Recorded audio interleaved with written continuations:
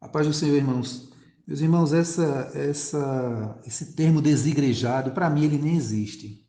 Ele nem existe. Na realidade, nós podemos substituir, já que inventaram esse nome desigrejado, né, porque é um nome inventado, né, surgiu com mais, vamos dizer assim, com mais veemência, né, é mais falado, mais debatido. Acredito que nesses últimos 10 anos, não é? Talvez menos, porque vem aumentando o índice de corrupção, né, por parte dos líderes das igrejas evangélicas, a corrupção latente, a mistura, né, da igreja, né, com a política, por exemplo, a politicagem, né, o comércio dentro da igreja. É o que alguns servos de Deus vêm falando, né?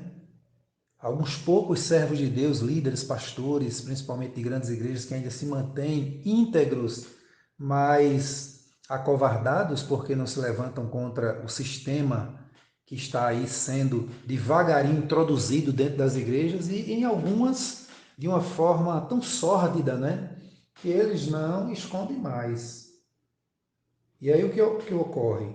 Os crentes, né, aqueles crentes que procuram ler Bíblia, estudar a palavra de Deus, eles vão descobrindo e o Espírito Santo de Deus se encarrega de abrir a mente das pessoas, né?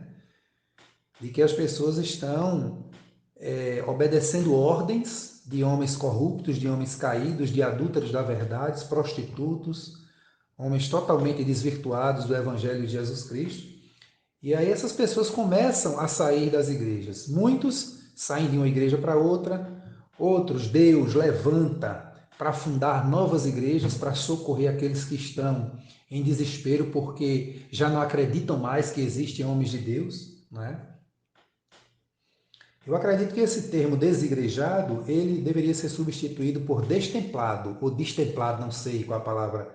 O significado seria as pessoas que não estão indo aos templos, né? Porque a igreja, irmãos, a igreja somos nós. Jesus disse: onde estiver dois ou três reunidos em meu nome, eu aí estarei. E aí independe de onde esses dois ou três estão reunidos. Nós podemos nos reunir embaixo da ponte, embaixo de uma árvore, no meio da rua, em uma casa, no seio da família. E existe igreja mais forte e melhor do que a própria família? Até porque a igreja verdadeira começa na família. Não adianta você que é pastor, você que é obreiro, que prepara grandes mensagens, né? Se preocupar tanto em levar uma mensagem para a igreja, entre aspas, que na realidade o templo, o culto lá no templo entre quatro paredes, que na realidade para muitos essas reuniões têm servido apenas para arrecadar dinheiro, né? E não para adorar a Deus, mas para enganar as pessoas, para manter as pessoas cativas, né? Porque salvação, a mensagem do Calvário, a mensagem do arrebatamento não se prega mais, né? Se prega teologia da prosperidade e ofensas contra a igreja, né? Para manter o povo cativo, ameaças contra a igreja, principalmente em se tratando de arrecadação de dinheiro. Então, irmãos, essas pessoas, elas vão se decepcionando. Infelizmente, para nossa tristeza, muitos vão saindo para o mundo, vão indo para o mundo, voltando para o mundo, né? Principalmente jovens. Mas o nosso conselho aqui é que os irmãos, não é, que se decepcionarem com esses líderes corruptos na igreja hoje, que para onde a gente olha só é o que se vê, não é? Não percam a esperança, pelo contrário, aumentem a sua fé. Se querem permanecer, permaneça fazendo parte de uma igreja, até porque as instituições são sérias, né? Não são sérios os líderes que estão à frente de muitas delas. Mas se você também fizer a escolha de ficar em casa, de cultuar em casa, de se reunir com a sua família, de se reunir com seus amigos, né, para cultuar, não é? Você vai estar adorando a Deus, você é igreja.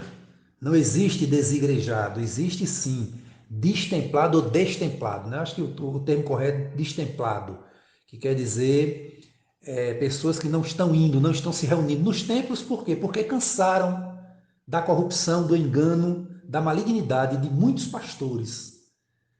E depois que entrou esse termo dentro da igreja, pastor-presidente, irmãos, observem que desde que foi instituído essa expressão pastor-presidente, a liderança da igreja ela foi mergulhando, no oceano de corrupção de uma forma terrível, de uma forma surreal, é de não se acreditar.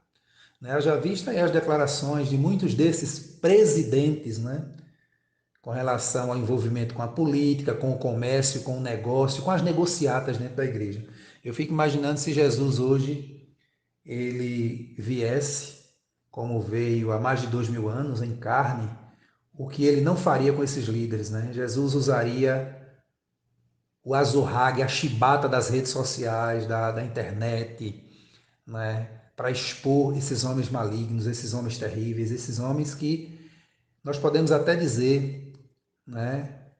Adúlteros da verdade, até porque é um termo bíblico, são homens enganadores, homens malignos. Mas Jesus nos preveniu, né? Tenham cuidado com os falsos mestres, falsos profetas, falsos doutores, que se introduzirão, Paulo diz, se introduzirão no seio da igreja para enganar. Eles estão aí enganando, né? Então, irmão, cai por terra. Sempre que você ouvir alguém falar ou dar estudo, seja quem for o pastor, seja quem for o pregador, ele está com engano, está enganando, está mentindo, está tentando ludibriar. Não existe desigrejado. Não existe desigrejados. Existe sim, né? Aqueles que saíram da presença do Senhor. Aí esses estão afastados, desviados, né? Deixaram de fazer parte da igreja. Aí tudo bem, aí pode até se aplicar esse termo aí inventado de desigrejado, ou seja, alguém que deixou de ser igreja. Mas não é pelo fato de que alguém, de que você, fulano, beltrano, deixou de ir ao templo de determinada instituição evangélica, não é? De determinada placa, seja Assembleia de Deus, seja Batista, seja Presbiteriana, que você é desigrejado, de maneira nenhuma.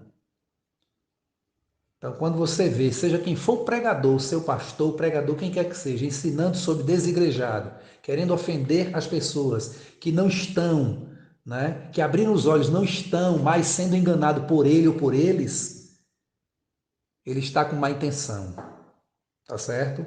Então, os irmãos não engulam essa conversa fiada de maneira nenhuma, tá certo? Agora, se ele começar a ensinar sobre os destemplados, ou seja, os irmãos que não estão mais vindo ao templo, por quê? E aí que eu digo, irmãos, a maioria absoluta dos crentes hoje, das ovelhas, e aí repito, o problema da igreja do Senhor hoje não está nas ovelhas, mas nos pastores. Os pastores é que são o maior problema. Quando eu falo dos pastores corruptos, que infelizmente são a maioria hoje, a maioria.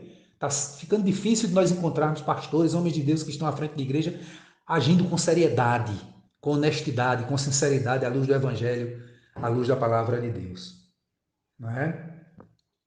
Então, as pessoas têm se levantado, eu costumo chamar de santa rebelião, rebelião santa, é a rebelião contra o pecado, né?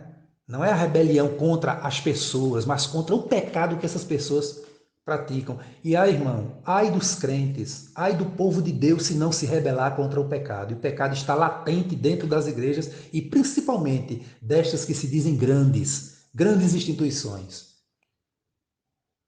Quanto maior, maior o pecado, maior a transgressão, maior os desvios de conduta dos seus líderes, infelizmente, né? Infelizmente. Mas eu digo uma coisa, irmãos, tudo isso, toda essa nojeira praticada pela liderança da igreja evangélica no Brasil, né, deve servir para fortalecer a fé daqueles crentes que leem a Bíblia, que estudam, que oram, que têm compromisso com o céu. Porque Jesus nos preveniu a respeito disso. Por se multiplicar a iniquidade e o amor de muitos, esfriaria, né? Apostasia. Só pode apostatar quem um dia creu, abandonaram a fé, são apóstatas. São homens malignos que estão aí introduzidos no seio da igreja porque Deus está permitindo para tratar, né? Para fazer assim a peneira de quem realmente é homem e mulher de Deus de verdade. Tá certo? Então, irmãos, não aceitem esse estudo bíblico, essa falsa oratória, esse falso ensino aí de taxar aqueles, né? E eu esqueci, eu ia dizendo que hoje a maioria absoluta, a maioria absoluta, assim como a maioria absoluta dos pastores, dos líderes estão caídos, estão corrompidos, estão perdidos, né? A maioria absoluta daqueles que estão ficando em casa, não é? E daqueles até que estão deixando de ser igreja, ou seja, estão indo para o mundo, voltando para o mundo. A culpa é da liderança apodrecida, de pastores soberbos, arrogantes, prepotentes, homens malignos que estão praticamente chutando as ovelhas para fora do redil. Claro que, em se tratando de salvação, a salvação individual, né, cada um pagará o seu preço na medida da sua transgressão. Quem está saindo da presença do Senhor pagará o seu preço, porque salvação é individual. E quem está colocando para fora, não é, pelo seu mau exemplo, pela sua malignidade, que são os pastores corruptos, os pastores desviados, esses já estão pagando e pagarão um preço muito alto. E muitos deles, irmãos, infelizmente, muitos deles, talvez até já perderam a salvação, né? A semelhança dos filhos de Eli. Transgrediram tanto, pecaram tanto, se prostituíram tanto, comeram tanto a carne do sacrifício dedicada a Deus, vituperaram tanto o sacrifício do Senhor, que para eles não há mais salvação, não tem mais jeito. Que Deus abençoe a igreja, irmãos. Que Deus abençoe a todos em nome de Jesus.